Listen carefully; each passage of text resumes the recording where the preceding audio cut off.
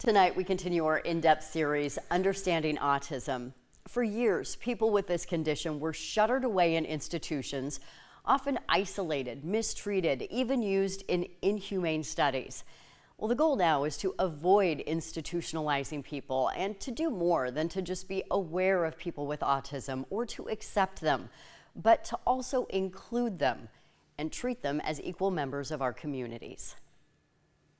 New self-propelled deal, new spark plug, new filter. Gary Papacina is a fix-it guy. Take the blade off and remove stuff underneath. From the lawnmower to the weed eater, he gets everything around here running. I had to put a new filter in it. Okay. Gary is one of dozens of people with autism who live in houses managed by Balance Autism. Each of us is different in our own unique ways, and people with autism, just because they have autism, are first and foremost people. Dr. Scott Atwood is the Vice President of Adult Services. He brings unique perspective to the job. My mom grew up with every disease. I grew up with her, and she had every disease for which there was a walk or a bike ride or a run, right? Multiple sclerosis, diabetes, breast cancer, lung cancer. So since I was 9, I was primary caregiver for my mom. You grew up being in charge of caring for someone else. Yep, I did. From the time you were really little. Yep, from 9. It's in your DNA. It's in my DNA. He's been working with adults with disabilities for more than 30 years. Did you tell him about the bass you caught out of there? Oh yeah, I got a bass in my room I want to show you. It's in your room? In the picture. Oh, a picture, okay. The 4 guys who live here each have specific jobs around the house. I cleaned my bathroom this week, I did the dishes, I vacuumed my room, picked up my room, and did a lot of chores this week. I gotta show that I can do my chores before I can get the dog. You tell Aaron why you want a dog? Because I get angry sometimes. And the dog does what? It helps me, Caribou helps me.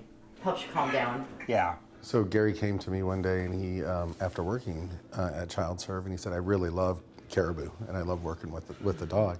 He said, I want to get a dog. What kinds of work do you do at Child Serve? I deliver things and I do dishes. Okay, awesome. You like it? Yeah, it's very fun.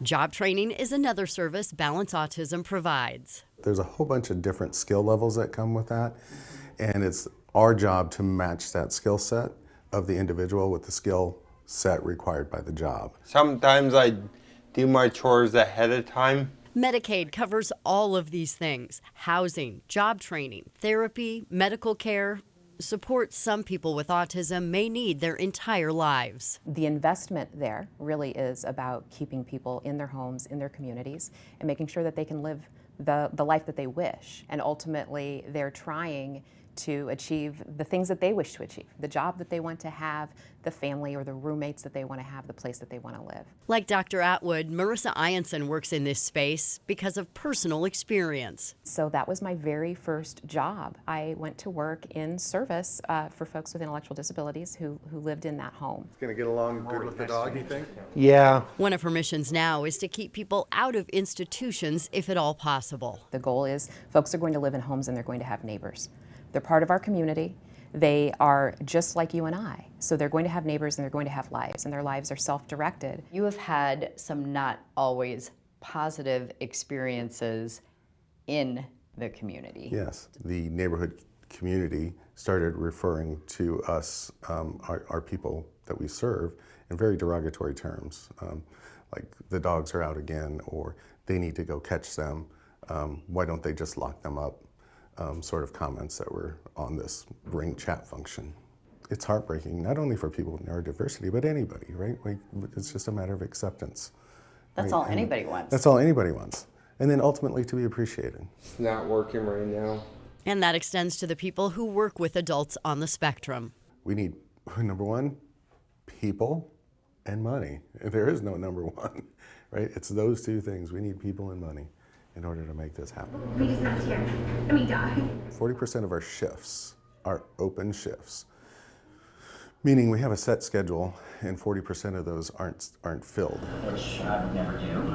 The women we interviewed at DHS used the word crisis. Mm-hmm. Do you feel that way? Yeah, I do feel that way. Yeah.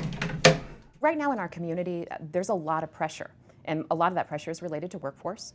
A lot of the pressure is related to being able to flex those services to truly meet the needs that people are presenting. People who don't live in this space or work in this space think, well, that doesn't affect me. Yes, it does. It absolutely affects everybody. Because all of us know someone who, at some point in time, has needed the support of Medicaid or needed the support from the Department of Human Services. He's gonna take me and we're gonna go shopping for all. And of you've it. got enough saved up for that now? Yep. Okay. I want the adults that I receive services from me to feel like an adult, right? I don't go up to Gary and go, oh, Gary, you're so cute and love it. Good job, buddy. Way to go.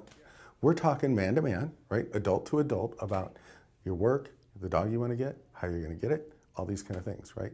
How you fix the lawnmower. How you fix the Yeah. lawnmower, right? Those are the kind of interactions that I believe adults deserve. She was at the movie, too. Oh yeah? Yeah. Helping us clean up.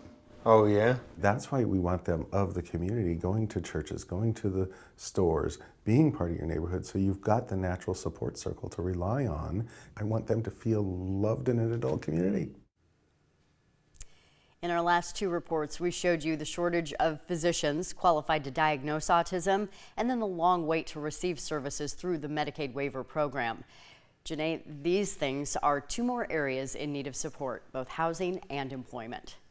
People, money, housing, employment, it is a long list. It is. All right, thanks a lot, Erin. Sure.